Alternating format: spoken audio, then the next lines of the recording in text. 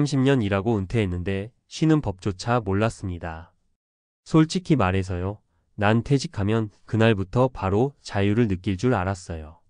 아침마다 눈치 안 보고 늦잠도 자고 출근 시간에 커피 한 잔 들고 창밖이나 바라보는 여유. 그게 그렇게 간절했거든요. 근데 막상 진짜 퇴직하고 나니까 이상하게 마음이 허전했어요. 아무도 나를 찾지 않고 휴대폰도 조용하고 일거리가 하나도 없다는 그 사실이 처음엔 그렇게 어색하고 불안하더라고요. 이게 내가 그토록 바라던 자유였나? 라는 생각이 들면서 내가 진짜 원하는 게 뭔지도 헷갈리기 시작했어요. 무엇보다도 쉬는 법을 몰랐던 나 자신을 그제서야 제대로 마주하게 됐습니다.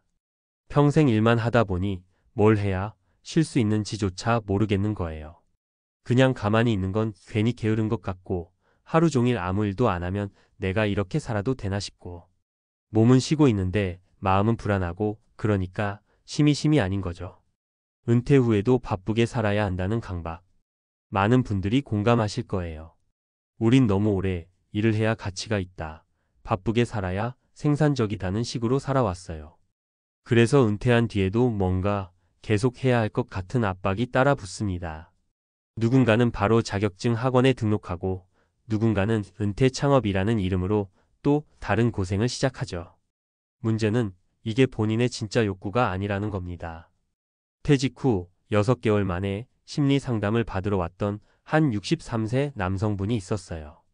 직장에서는 임원급까지 올라갔던 분인데 막상 은퇴하니 하루를 어떻게 보내야 할지 모르겠다고 하시더라고요. 가족들과도 어색하고 친구들과의 관계도 일 중심이었기 때문에 연락할 사람이 없다는 게 그분의 말씀이었어요. 그냥 아무것도 안 하고 싶었는데 막상 아무것도 안 하니까 미쳐버릴 것 같았어요. 그게 그분의 솔직한 표현이었습니다. 이게 바로 쉴 준비 없이 은퇴한 사람들의 공통된 모습입니다. 현실적인 사례 1. 그냥 하루 종일 TV만 봤어요. 퇴직하고 나서 처음 몇 주는 좋았다는 분들 꽤 많습니다. TV 보고 늦잠 자고 산책도 하고요. 근데 이게 한 달쯤 지나면 슬슬 무료함이 밀려오기 시작해요. 55세에 자발적으로 퇴직한 김선호 가명 씨는요. 퇴직 초기엔 아내와 여행도 다니고 산책도 하고 주변 정리도 하며 시간을 보냈대요. 그런데 시간이 흐를수록 스스로 쓸모없다고 느끼기 시작했답니다. 하루 종일 TV 보는데 나중엔 내가 리모컨인지 사람이 리모컨을 보는 건지 모르겠더라고요. 웃으며 말했지만 그 웃음 속엔 씁쓸함이 깊이 묻어 있었습니다. 김 씨는 그렇게 6개월간 아무것도 하지 못하다가 결국 다시 무언가 해야겠다고 결심했대요. 근데 문제는 몸과 마음이 이미 무너져 있었던 거죠. 쉽게 다시 일상으로 복귀하기 어려운 상태가 된 겁니다. 전문가 인사이트 심은 기술입니다. 연습이 필요해요. 정신건강의학과 전문의 최영호 박사는 이렇게 말합니다. 쉴 줄 모른다는 건 단지 할 일이 없어서 불안한 게 아니라 가치 없는 나로 느껴지는 감정 때문입니다. 즉, 우리는 나의 존재 이유라고 믿어왔기 때문에 그걸 내려놓으면 스스로를 부정하게 되는 거예요. 그래서 진짜 필요한 건 단절이 아니라 전환입니다. 일을 멈추는 것 자체가 중요한 게 아니라 나의 일상이 새로운 리듬을 갖도록 쉼의 구조를 만들어주는 것이 중요하다는 거죠. 이건 단기간에 되지 않아요. 시간을 들여 연습하고 익숙해져야 하는 기술에 가깝습니다. 현실적인 사례, 매일 산책하고 아침에 글쓰기 시작했어요. 정해진 틀이 사라진 삶에서 작은 루틴을 만들기 시작한 사람들의 이야기는 다릅니다. 62세에 정년퇴직한 정미화 가명 씨는 퇴직 후 초기엔 불면증과 무기력에 시달렸다고 해요. 그러다 우연히 한 블로그 글에서 루틴의 힘이라는 걸 접하고 매일 아침 7시에 일어나서 동네 한 바퀴 산책하고 10분 동안 짧은 글을 써보기 시작했대요. 처음엔 이걸 왜 하지? 싶었지만 어느 순간부터 하루가 뭔가 정리되는 느낌이 들더래요. 그렇게 매일 반복하다 보니 무기력도 줄고 기분도 한결 가벼워졌다는 겁니다. 정 씨는 말해요. 그냥 아무 생각 없이 걷고 오늘 있었던 일이나 기억나는 걸 짧게 쓰다 보면 어느새 하루가 내 것처럼 느껴지더라고요.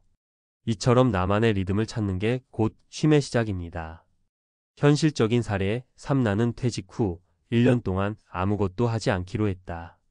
68세에 퇴직한 최모 가명 씨는 스스로 은퇴 후 1년 휴식 프로젝트를 선포했어요. 아무것도 하지 않는다는 계획을 명확히 세운 겁니다. 이분은 본래 워커홀릭이었어요. 6시 출근, 밤 11시 퇴근을 30년 가까이 했던 분.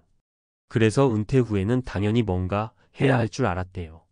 하지만 어느 날 거울을 보다가 이렇게 말했답니다. 나는 지금까지 한 번도 나를 돌본 적이 없었구나. 그래서 1년 동안은 어떤 계획도 세우지 않기로 했고 그 대신 하루에 3번 밥 챙겨 먹고 잠 충분히 자고 산책하고 가족들과 이야기하고 딱 이 4가지만 하기로 했대요. 그 결과요? 1년 후 건강도 좋아졌고 마음도 훨씬 편안해졌다고 합니다. 그 다음엔 자신에게 맞는 봉사활동도 찾았고 작은 커뮤니티도 참여하게 됐다고 해요. 무작정 뭐라도 해야 한다는 조급함을 내려놓으니까 진짜 내가 보이더라고 말하셨어요. 마무리하며 은퇴란 일을 멈추는 게 아니라 나를 다시 만나는 시간. 우린 너무 오랫동안 일로 나를 증명하며 살아왔어요. 그래서 일을 놓는 순간 나 자신도 놓아버릴까 봐 두려웠던 거죠. 하지만 은퇴는 끝이 아니라 새로운 시작입니다. 진짜 중요한 건 무엇을 할까가 아니라 이제부터 어떻게 살고 싶은가를 스스로에게 물어보는 겁니다. 그리고 그 물음에 대한 답은 바쁘게 움직이기보단 한 발 멈추고 나를 들여다보는 시간 속에서 조용히 피어나더라고요. 30년 일하고 은퇴했는데 쉬는 법조차 몰랐다. 그 문장을 고백처럼 꺼내놓는 사람들이 더 이상 부끄럽지 않기를 바랍니다. 쉬는 건 게으름이 아니에요. 삶을 다시 세우는 아주 능동적인 선택이기도 하니까요. 앞서 이야기한 은퇴 후 쉬는 법을 몰랐던 경험에 이어서 이제는 좀 더 구체적이고 실용적인 정보와 전문가의 인사이트를 담아 설명해 드릴게요. 실제로 활용할 수 있는 팁과 사례, 수치도 넣어서 이야기하겠습니다. 친근하게 말하듯 풀되 깊이는 놓치지 않을게요. 은퇴 후 쉼 왜 준비가 필요한가? 퇴직 후 갑자기 쉬는 삶이 찾아오면 그 낯섦과 공허함 때문에 많은 분이 어려움을 겪습니다.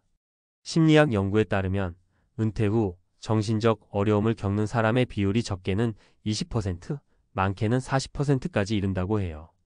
특히 준비가 부족할수록 우울감이나 무기력증에 빠지기 쉽죠. 이 때문에 쉬는 법을 미리 연습하고 준비하는 것이 중요합니다. 쉬는 게 능동적인 기술이라는 점 잊지 말아야 해요. 구체적이고 실용적인 쉬는 연습 방법. 작은 루틴 만들기부터 시작하세요. 퇴직 후 하루 24시간이 갑자기 비어버리면 정신이 산만해지고 무기력해지기 쉽습니다. 그래서 전문가들은 하루 중 몇 가지 작은 습관을 추천합니다. 예를 들어 아침에 일어나자마자 10분간 스트레칭이나 가벼운 산책 혹은 짧은 일기 쓰기를 해보는 거죠. 이렇게 작지만 규칙적인 활동이 하루의 흐름을 만듭니다. 연구에 따르면 하루 10분이라도 일정한 활동을 반복하면 우울증 완화와 기분 개선에 도움을 줍니다. 목표 없는 아무것도 안 하는 시간을 만들어 보세요. 쉬는 법을 모른다는 건 곧 멈추는 것에 대한 불안 때문인데요. 일부러 목표 없는 시간을 계획해 마음을 연습하는 게 필요해요.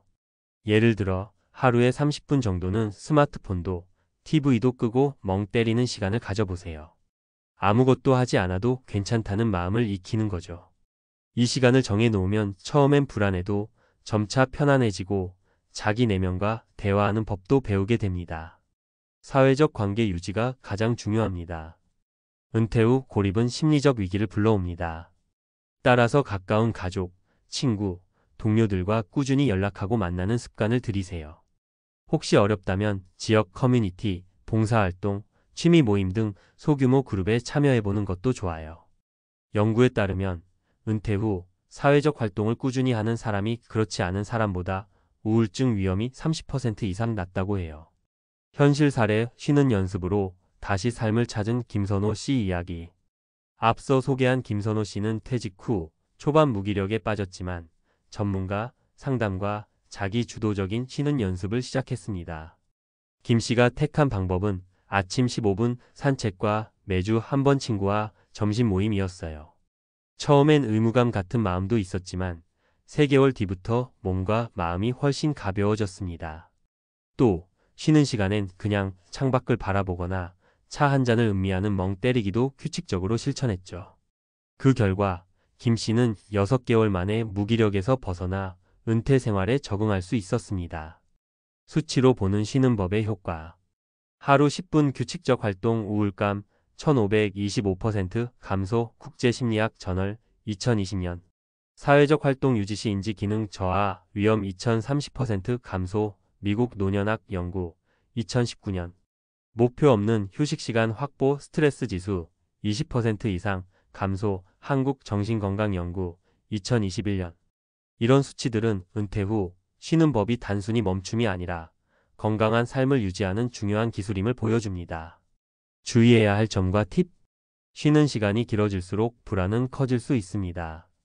아무것도 안 하는 시간이 길면 오히려 불안감, 죄책감이 심해질 수 있으니 반드시 짧게 나누어 실천하세요. 30분, 1시간 단위로 시간을 나누고 틈틈이 가벼운 신체 활동이나 산책, 간단한 집안일을 섞으면 좋아요. 쉬기와 게으름은 다릅니다.